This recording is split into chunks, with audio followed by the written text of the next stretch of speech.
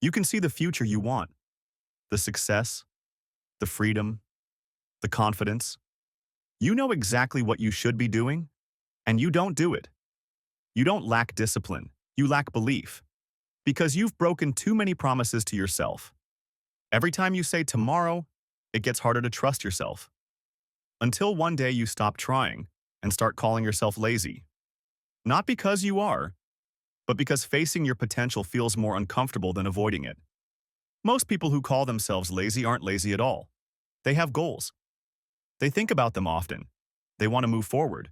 But when the moment comes to actually start, something stops them. Not a lack of desire, not a lack of care. Something quieter. The brain does this on its own. It scans ahead, senses discomfort, and quietly offers an alternative. Something easier. Something now. A video, a scroll, a sudden need to reorganize a drawer. It feels like a choice, but it's more like a reflex. And afterward, the guilt arrives. Not from doing nothing, from knowing better and doing it anyway. That guilt doesn't help. It just adds weight. Over time, people start using it as evidence. I'm the kind of person who procrastinates. I'm lazy. The label feels true because the pattern keeps repeating. But the label doesn't explain the pattern. It just names it. What's actually happening isn't about character. It's about inertia.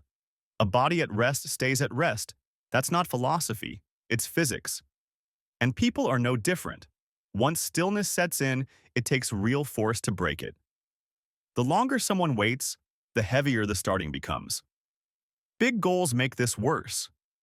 They sound inspiring, but they also trigger something else: uncertainty. When the steps aren't clear, when the outcome isn't guaranteed, when there's a chance it won't work, the brain reads that as risk. And risk feels like threat. So it resists. Perfectionism works the same way. It looks like high standards, but underneath, it's fear. Fear that if the work isn't good, it means something about the person. So better to delay, better to wait until the conditions are right, until there's more time, more clarity, more certainty. The delay protects the identity, but it also prevents the work. People often talk about motivation like it's the answer, like if they could just feel more inspired, they'd be able to move. But motivation is unreliable. It comes and goes. It's a feeling, and feelings don't follow commands. Waiting for it is like waiting for the weather to change before leaving the house. What actually works isn't a surge of energy. It's something smaller. A decision to make the task so easy that resistance has nothing to grip. One sentence. Not a draft. One sentence. One chord on the guitar. One paragraph read. Not the whole thing. Just the next tiny piece. Small enough that it barely counts. That's the point. It's not supposed to feel significant. It's supposed to feel doable. Once the first action happens, something shifts. The brain stops predicting discomfort and starts experiencing the task. And most of the time, the task itself isn't as hard as the anticipation of it. Momentum builds quietly. 2 minutes becomes 5. 5 becomes 20. Not always, but often enough.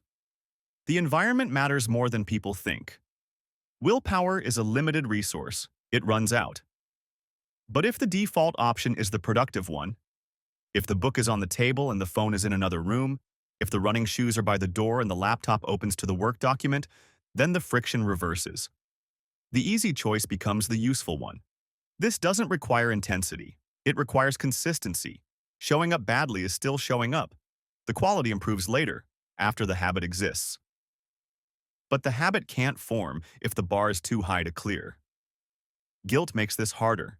Shame doesn't motivate. It paralyzes. When someone misses a day and punishes themselves for it, they're not building discipline. They're reinforcing the idea that they're failing. Self-compassion isn't permission to quit. It's permission to continue after a mistake. Real change doesn't look like transformation. It looks like repetition. Small actions done imperfectly, over and over, each one barely visible on its own. But over time, they compound. Not into perfection, into momentum. The question isn't whether someone is lazy. The question is, what's one thing right now small enough that it doesn't matter, but concrete enough to start.